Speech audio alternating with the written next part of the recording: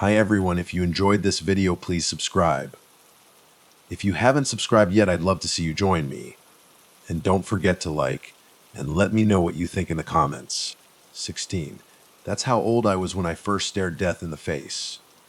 Picture this me slumped against a brick wall outside some busted up warehouse. Blood's oozing from a bullet hole in my side, and all I can think is, damn it, why did I drop my piece? This whole mess started because of some low-life drug dealer who ripped off this dude, Frankie, a few weeks back. Frankie, he comes to me, all smiles and pats on the back, talking about loyalty and proving myself.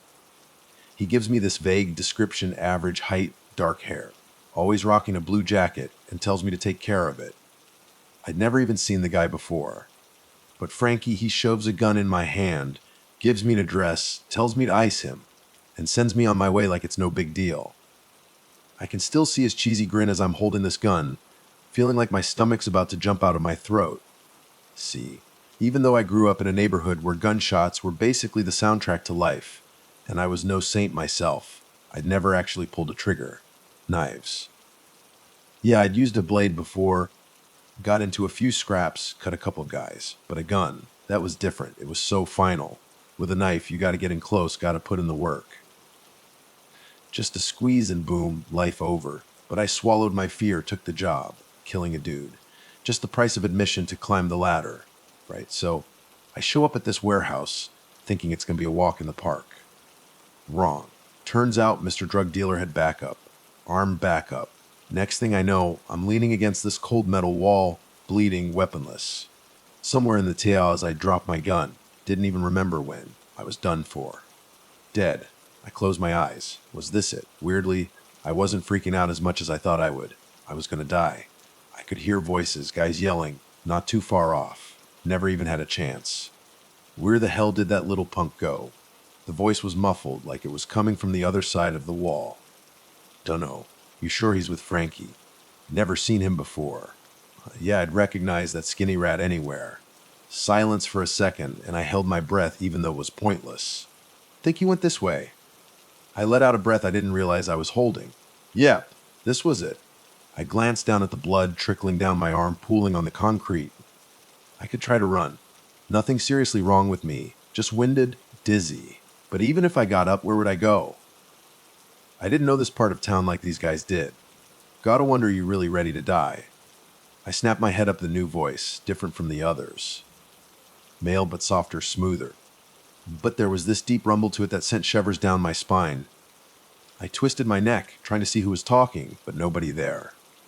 You grasp everything dying actually means. So many details people just ignore. This time footsteps followed the voice coming from down the alley. Every cell in your body starts shutting down, neurons go haywire, sending out last-minute scrambled messages, limbs start twitching, and let's not forget the bowels emptying. The voice chuckled, a low, creepy sound. So, Mr. Tough Guy, you really as ready to die as you think. One of the thugs was probably just messing with me, like a cat toying with a mouse. Why you care? I croaked, my voice getting weaker. I squinted down the alley. Footsteps kept coming, and finally a figure appeared in the distance. Young guy, couldn't be much older than me. Sharp black suit, dark red shirt. Too dim in the alley to see his face clearly, but his skin was pale, almost glowing. He got closer, and I could make out his features calm, even a slight smirk playing on his thin lips. If you're gonna kill me, just get it over with, I spat. He was playing games. I knew it. Amazingly, he said, I'm here for the exact opposite. He knelt down beside me, and I shivered. Felt like he was radiating cold. I'm here to save you. Who are you? Dumbest thing I could think of, but it was all I had. The yelling voices from the end of the alley pulled my attention away from the suit guy. The drug dealer and his goons had found me, closing in for the kill. It didn't matter who killed me at this point. Just knew I was going to die. But you're not, the suit guy said, quiet as anything. Not what? Did he just read my mind? I stared at him and he gave a little nod. Gonna die. Now, chill here while I handle this. Then we can have a proper chat, he said, turning towards the armed guys. I just stared. Maybe I was already dead, and this was some kind of hallucination. The thugs kept coming, didn't even seem to notice the suit guy. Who you talking to? Praying or something. Can't say it's a bad idea, considering your situation. One of them barked. and the others laughed, nasty and loud. Didn't they see him, the guy in the suit? I looked at the stranger, and he just gave me this sardonic grin. We're gonna send a message to Frankie and the rest of them, thinking they can send some little twerp to take us. Another guy said. I recognized him, the dude I was supposed to kill. Jamie something. Why was I even thinking about his name now? What did it matter? The thugs moved closer. Panic shot through me. I scrambled to my feet, but the blood loss hit me like a truck. Dizzy, I stumbled, face planting in the ground. Closed my eyes, listened to the footsteps. Any second now it would be over. Pathetic 16-year-old dead from a bullet to the head. You're not dying. Stop being dramatic. The stranger's voice cut through my thoughts, followed by 5 gunshots echoing in the alley. I squeezed my eyes shut, bracing for the pain that never came. Just silence. Slowly, I lifted my head. The stranger was leaning against the wall across from me, arms crossed. He nodded towards where the thugs had been, all dead. 5 clean shots, 1 in the head for each. I looked back at the stranger and he just shrugged. Told you not your time to go. Here, he said, kicking a gun over to me. Easier to convince people you did this if you're holding the murder weapon. You killed them. I pushed myself up to sitting, staring at the gun. Yep, it's what I do. Death's my business. He was smiling now, a real smile, not that smirk from before. He offered a hand to help me up, and I took it. I recoiled the second my hand touched his, ice cold. Yeah, it was chilly out. This guy's hand felt like a frozen statue. He noticed my reaction, grabbed my wrist, and hauled me to my feet. Who are you? Just a guy in the death business, he repeated. You already said that. Who are you? What are you doing here? He didn't answer. Just bent down, picked up the gun, and held it out to me. You'll need this, he said. Without thinking, I took the gun. Felt awkward in my left hand, my right arm hanging uselessly, throbbing with pain. I clumsily aimed the gun at the stranger's head. I was going to get answers, one way or another. Who are you? What do you want with me? I demanded. He just raised his eyebrows. Answer me, damn it. Just doing business, he said. And I wanted to offer you a chance to invest in my business. I gritted my teeth. None of this was making sense, easing my suspicion that this guy was some kind of hitman, here to clean up the mess. I'm not going to kill you, the man said quietly. Then tell me who you are. Who are you with? I waved the gun weakly. He sighed. You probably won't believe me, but I'm death. Bullshit. I spat. No, really, I am, he said, reaching into his back pocket. The second his hand moved, I panicked. The trigger was lighter than I expected, moved easy under my finger. Deafening bang. I watched the bullet fly towards the stranger. My shaky aim was crap, but somehow, probably we were so close, the bullet hit him in the stomach. Or at least, I thought it did. I saw the bullet fly, saw it vanish into his body. The guy didn't even flinch. No hole in his suit jacket. He barely paused, reaching in his pocket. I dropped the gun. What are you? I told you I'm death. And yeah, you shot me, but as you can imagine, I'm kind of immune to that. He pulled out a wallet, then something from it. No, this is for you. He had out a plain black business card. Again, I just stared. Brain short-circuiting. So much had happened, almost dying, being saved, stranger claiming to be death.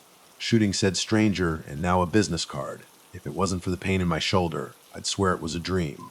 Take it, he said. Just a way to get in touch later. I reached out, took the card, nervous as hell.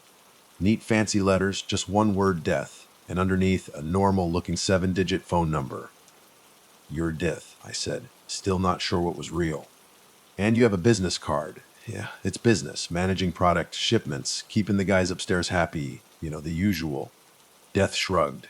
Anyway, card's for you. Need anything? Give me a ring.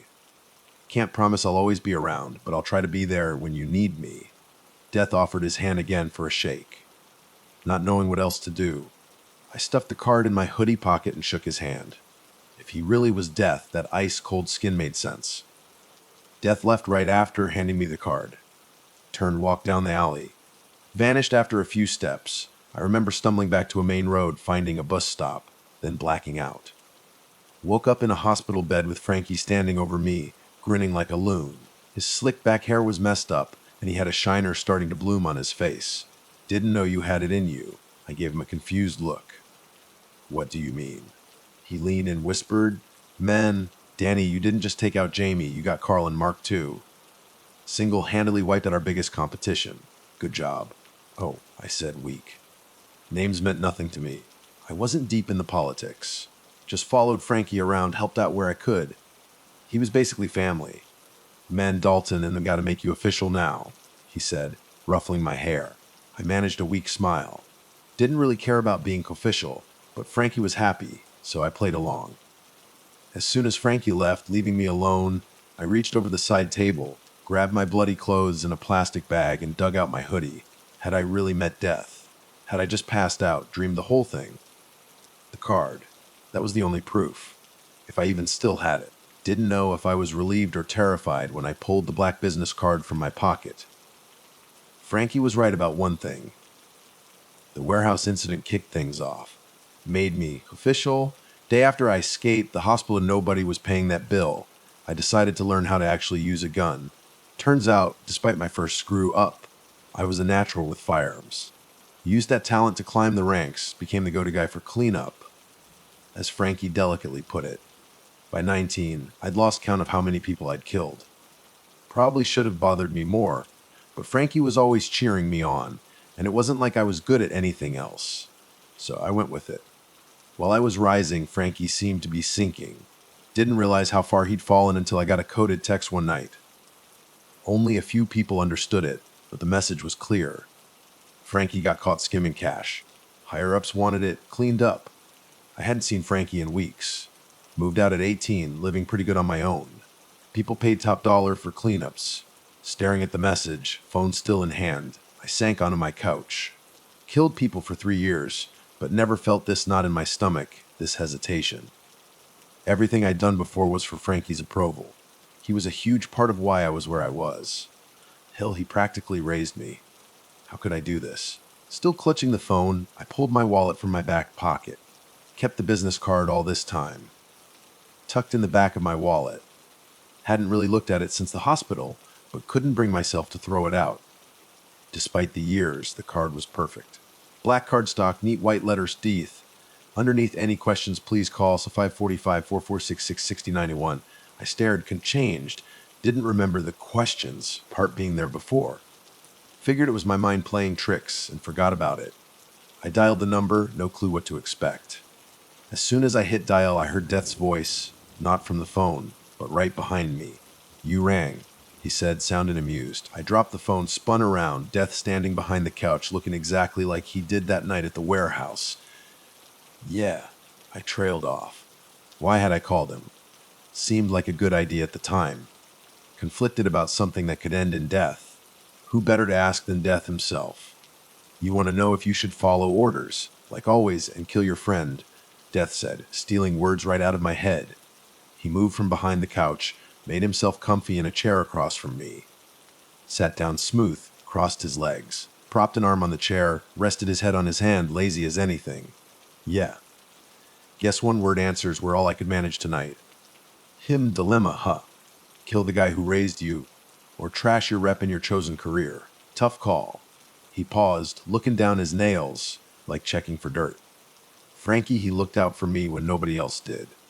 Even back when he was 17, selling dope to my mom, he'd always ask about my homework, bring me candy. I was 12. Thought it was the coolest thing, having a real gangster as a friend. Always called me the brother he never had. I looked at Death, who looked totally unimpressed with my trip down memory lane. Danny, he said, and I jumped at him using my name. Secret of the world. People are fleeting. In the end, you're the only one who look out for you. Remember that. But how can I just shoot him? Just like that. Forget everything he did for me. Getting frustrated now. Not cause Death wasn't saying what I wanted, but cause he was saying exactly what I needed to hear. Think of it this way, he said, leaning forward. Frankie wanted you to succeed, right? I nodded. Then he wouldn't want you to pass up a job this important. He finished, grinning. Don't know if I can do this, I muttered, staring at the phone on the floor. Sure you can.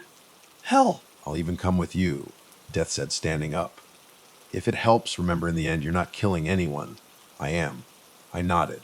Just like that, I decided to kill the man who raised me. Death was true to his word. He tagged along as I walked that all too familiar route to Frankie's apartment building. Freezing out, man. I was bundled up in a thick leather jacket, skin tight leather gloves. Under my jacket, I could feel the gun heavy against my hip. Felt like an ice sickle hanging from my belt. Death, though, didn't seem to notice the cold. Still rocking that same thin suit he always wore. Before I knew it, I was standing outside Frankie's door, memories flooding back, Death whistling some tune behind me. He'd promised nobody could see or hear him but me, which was both comforting and seriously creepy. I knocked twice. Frankie opened the door. Dude looked rough. Blonde hair, usually slicked back, was greasy, hanging in his face. Dark circles under his eyes, fresh cuts on his face. "Danny, man, what's up?" Voice was weak, raspy, but he seemed genuinely glad to see me. "Can I come in?" I asked, forcing a small smile. Glanced back at Death, who gave me what I guess was supposed to be an encouraging smile. "Yeah, sure. Place is a mess, but what ain't it?" He chuckled. We stepped aside to let me in. As soon as I was inside, he slammed the door, started locking it up, noticed he'd added a bunch more locks. He knew people were coming for him. Death just materialized in the apartment, stood behind me. "Do it quick. Get it over with," he murmured. "Like those cartoons, devil and angel on your shoulder, except I was missing the angel. Needed to talk," I said. "No, you didn't," Death whispered back. "Sure," Frankie said, waving towards the living room. Total disaster zone, piles of dishes, clothes everywhere, half-packed suitcases, boxes. He shuffled over to a couple of chairs, started clearing off a spot to sit. Back turned to me. Perfect. I reached into my coat, hand wrapped around the gun. Heavy silencer on it. Made it feel solid, good in my hand. So different from that first time I held a gun. Still, hands were shaking a little. Frankie's back still to me as I moved closer, took aim. Death was right beside me now, just in my line of sight. Finger on the trigger, ready to pull. Frankie turned around. Eyes went wide. Look of pure, gut-wrenching despair. Felt myself hesitate. Just for a second. Then Death reached out, icy hand clamped on my wrist. "Danny," Frankie breathed. "I'm sorry," I said, quiet. Dubbed he even heard me. Same instant, I squeezed the trigger. Silencers ain't silent, no matter what people think. They quiet things down, sure, but guns are still loud. Didn't have time to stand around, think about what I'd just done. Death was grinning as he followed me back to my place. Knew it was his job and all, but still couldn't figure out what made him so damn happy about it. No matter how messed up I felt after killing Frankie, it was a career move, no doubt. Made me look cold, heartless, ruthless. Apparently, those were good qualities in my line of work. Word of mouth was the best advertising ever. Kept myself available for my original bosses, but freelance work was easy to find, paid crazy good. 2 years after Frankie died, I had enough saved up to disappear, start fresh. But I didn't. Kept taking jobs, only thing I knew. Completely numb to death by then. About Death himself, still had his card tucked in my wallet. Went everywhere with me. Weirdly, the card never got worn, never bent, never faded. 4 days before my 24th birthday, I landed the biggest job of my life. Stayed away from politics like the plague, but even I could tell this one was huge, political, just based on the number of zeros in the payout. Sniper job. Didn't love those, but the money was insane. Worst part of sniping, the waiting. Weather was decent at least. Not too hot, but a nice chill in the air made it almost pleasant. Stuck in this awkward corner on a rooftop, trying to find comfort where I could. Gun set up, aimed at the hotel down the street. Target was supposed to be there by 8. Already past 7:50. Tiny window for a shot. Saw the target's motorcade round the corner. Positioned myself behind the scope. No clue which car he'd be in, but I aimed for the middle, hoping for enough time. Car doors open, took aim. Ready. Wondered for a split second who this guy was worth so much money. Heard his name around, but never really paid attention. Blinked, refocused on the scope. Squeezed the trigger, instant shit moment. Focus was off. Missed clean. Definitely hit someone though, chaos erupted in the street. Cursed under my breath. Too big a job to screw up. Refocused. Tried to see if I could get another shot, but no way, gotta move. Fast. No time to fix this. Daydreaming on the job, bad habit. Twisted around in my hiding spot.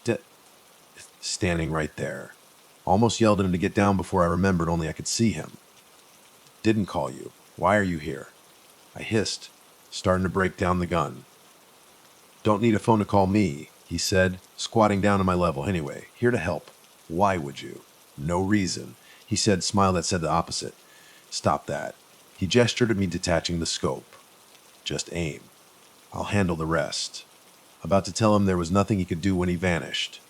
Just gone. Screwed the scope back on. Quick, looked down at the street. Couldn't make heads or tails of it. Saw a bunch of dark suits huddled together. Figured that was the target. Death had, 10 seconds to prove himself before I bailed. 4 seconds into my mental countdown, watched Death stroll right up to the group. Lingered outside the huddle for a few seconds. Then the suits scattered, and bam, clear shot at the target. He was pushing his guards away, moving right into the open. Didn't waste my second chance. Pulled the trigger again. Same instant as the gunshot, Death reappeared beside me. "You're welcome, kid," he said. "How'd you do that?" "What'd you do that?" "I'm Death. I can do a lot." And felt like it. "Heads up, though. Next time I see you, I'm going to be asking for a favor," Death said. First time since I met him, his face was completely serious, no smile. 3 days after the rooftop screw up, found out who the guy I shot was. Some newly elected president of some war-torn country, winning awards for peace and human rights, ending the war, helping his people. My bullet. Started a new one. I'd single-handedly kicked off another war. Killed a guy who was trying to make peace. Second time in my life I was sure I was going to die. I was 26. Found myself back in my hometown, which was mistake number 1. Burned a lot of bridges when I disappeared, but still, something pulled me back to those same streets Frankie and I used to walk. Got a cheap room in some out-of-the-way motel. No clue what I was doing with my life. After that rooftop mess, starting a war by accident, I just vanished. Took a 2-year vacation from everything. Now here I was back home. Nothing seemed different. The same little diner Frankie, and I used to hit up after his weekly drops, was still there. Still serving those chili cheese fries we always split. Ordered a plate for dinner. Couldn't even finish half. Wandered around the old blocks for hours, soaking in the small changes. The warehouse where I almost bought it met Death. Not abandoned anymore. Frankie's old apartment building. Condemned, falling apart. Should have felt more. Regret maybe. Something. But I was just numb. Stared up at that condemned building. Realized I didn't even regret killing Frankie. Hell, didn't regret anything. Nostalgia trip over, headed back to the motel, cutting through alleys, taking the back streets. Even after all this time, knew this city like the back of my hand. Walking back, Death popped into my head. Still puzzled about that favor he mentioned, but 2 years later, still hadn't heard from him. Pulled his card out now and then, looked at it, thought about calling, never did. Still curious how he knew I needed help on that rooftop. Stopped questioning the whole Death's phone number thing a long time ago. Just figured it was my weird luck, my twisted talent, the one thing that set me apart. Didn't bother trying to figure out if he was real or not anymore. Logic would try to creep in sometimes, but it was too much effort to sort out. Death was just Death. Young, average dude. Dirty blonde hair, plain face, always in a dark suit, always with a smile. That was it. Lost in my thoughts, feet on autopilot, not really paying attention to where I was going. Snapped back to reality when I felt cold metal press against my back. Smiled to myself. Had 3 different weapons on me right now, and could tell from the gun placement. Whoever was behind me was just a kid. Hands up dramatic, turned around slow. "Kid," I said, "bad idea." "Shut up," the kid snarled. Couldn't help but see myself in him. 15 maybe, way out of his depth, clueless. Easy to look at his short black hair, see my own brown hair, sweaty, plastered to my forehead with nerves. See his pudgy kid build, see my own awkward, lanky frame. Surreal, like looking in a messed up mirror, staring back at my past. Well, robbery. Is that the new initiation thing, get in by robbing people? I asked. Air, quoting get in. No. Kid said sharp. I know who you are. They said if I killed you, they'd forgive my brother. Not surprised. Figured Dalton would be holding a grudge since I'd moved on to bigger things. Oh, really now? And what exactly did your brother do? I asked, playing along. None of your damn business. But I gotta kill you, hands shaking, gun pointed at me. Took a step back. Sorry, kid, not planning on dying tonight. Think we got a problem. Lowered my hands. Kid tensed up. Wasn't gonna shoot, no way. Started reaching into my jacket, slow, kid still shaking, gun still aimed at my gut. Stop moving, kid yelled. Just shook my head. Look, kid, we both know you ain't gonna. Cut myself off mid-sentence. Sharp pain in my stomach. It didn't even register the gunshot before I was doubled over, clutching my stomach, blood gushing out. Looked up at the kid. Eyes wide, pure terror on his face. He tossed the gun, turned, and ran, leaving me in the alley, bleeding out. Brain a mess of pain, but somehow managed to tell my body to listen. Dug my wallet out, fumbled for Death's card. Barely got the card in my hand when I heard that voice, smooth and creepy, from down the alley. "This is familiar," he said, voice way too cheerful. "Please," I gasped. "Help? Last time this happened?" He said, standing over me now, smirk playing on his lips. "You seem so ready to kick it. Why the change of heart?" "Don't want to die," I choked out. And it was true. Didn't want to die. Never had. Scared of dying. Natural human thing, right? Not quite. Death piped up, reading my mind again. "Most humans face to face with death aren't scared. 10 years ago, you were accepting. Now, after 10 years of blood and bodies, now you're scared." "What?" I wheezed, body shutting down on me. Death knelt in front of me. "Danny, you were a good kid 10 years ago. Stupid, sure, following your hero, desperate for approval, but normal." Death paused, looked up at the night sky, thoughtful look on his face. Turned back to me, grinning. "Secret. You were supposed to die behind that warehouse 10 years ago. Figured as much. Grateful Death could read my thoughts, because my body was giving up. One hand still clamped on the stomach wound, doing jack squat to stop the blood. I set you on this path," Death said. "Helped you when you needed it, molded you into exactly what I wanted you to be." "What was that?" I thought, and Death's face lit up. To be me. He stood, shrugged off his suit jacket. And I saw it then. The shirt I'd always thought was dark red was white, the red, stain blooming out from Death's chest. "See," he said, undoing the top button of. "See," he said, undoing the top button of his shirt. "This isn't just a fashion statement." He pulled his shirt open and I stared. No blood, no wound, just nothing.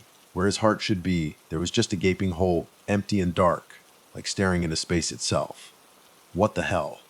My voice was barely a whisper. "This," Death said, tapping his chest where his heart wasn't.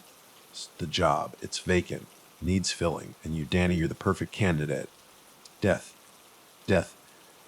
laughed, but it came out as a weak cough, choked with blood. "We, not you." He grinted. "Damn gooded. Better than me even. Look at your body count, kid. You're a natural." Book I don't understand. Brain was still foggy, pain was a roaring wave. Simple. I'm tired. Been doing this jig for well longer than you can imagine. Time for a change. Retirement, vacation, at least. And you're ready to step up. Retire. Death retires. Sounded insane. Everyone needs a break, Danny. Even Death. He shrugged again like it was the most normal thing in the world. "And think about it, power, Danny. Real power. Control over everything. Life, death, the whole damn shebang. Who wouldn't want that?" He had a point. Power, that was something I understood. Something I craved maybe without even realizing it. Been chasing it my whole life in a messed up way. Climbing the ranks, taking jobs, cleaning up messes, all for a taste of power. And this was the ultimate power move. What happens?" I asked, voice getting weaker. "Easy peasy. You take over. Step into my shoes or, lack of heart cavity." He chuckled again, that low, creepy sound. "You become Death. Literally. Juiced like that. Not just like that. There's a process. A transfer of ownership, you could say. But you're ready. I can feel it." He leaned closer, eyes intense, that cold radiating off him. "You want it, don't you, Danny? After all you've done, all you've seen, you're already halfway there." He was right. In a messed up way, he was right. I was halfway there. Numb to death, good at killing, craving something, and maybe this was it. The something I was chasing. "What's the favor?" I croaked. Knew there had to be a catch. Death didn't do anything for free. He grinned, wide, teeth showing. "Favor? Oh, no favor. This is an investment. Think of it as a mentorship program. I set you up, guide you, show you the ropes. In return, you take over. Fair trade, right? Fair. Twisted insane, but yeah, maybe fair in a sick kind of way. And if I say no, just had to ask. Had to know if I had a choice." Death just smiled, that same knowing, sardonic grin from the alley all those years ago. "Danny," he said, soft, almost gentle. "You're already dying. Here. Now, in this alley, from a stupid kid with a stupid gun, that's how your story ends, unless he paused, letting it hang in the air, unless you choose a different ending, unless you choose me. No choice, not really. D here, pathetic, bleeding out in some back alley. Or become death, insane choice, but only choice I had. Okay, I whispered. Okay, I'll do it. Death's grin widened, almost predatory. Knew you would, kid. You always were a smart one. He reached out, hand still ice cold, and placed it over my stomach wound, and the pain, it just vanished, like a switch flipped off. Felt nothing. Numb, but not the bad kind of numb, more like empty, hollow. First step, Death said, voice smooth as silk, is letting go. Of what? Life, fear, regret, all of it maybe. Felt lighter suddenly, like weights were lifting off me one by one. The fear, the guilt, the everything, just fading away. Death's face was blurring now, edges going soft. The alley, the motel, the whole damn city fading too. Just darkness, closing in. Not scary darkness, though. More like peaceful, calm. Don't worry, Danny. Death's voice. Fading now, too. You'll get the hang of it. It's all just business. And then nothing. Just black. Empty. Silent. And then something. Not light, not sound. Not anything I could describe. Just being. Floating, maybe. Existing, but not existing. Hard to explain. And then a voice. Familiar, but different. Deeper, colder, but mine. Well, the voice echoed inside my head and everywhere else at once. Looks like I'm in business. And somewhere in the silence, in the emptiness, a new grin bloomed. Not Frankie's cheesy grin, not Death's sardonic smirk, but something colder. Whiter, more final. The grin of death. My grin. And that, I guess, is how I became Death. Not with a bang, not with a whimper, but with a business card, a bullet wound, and a really, really strange offer. And honestly, business is booming.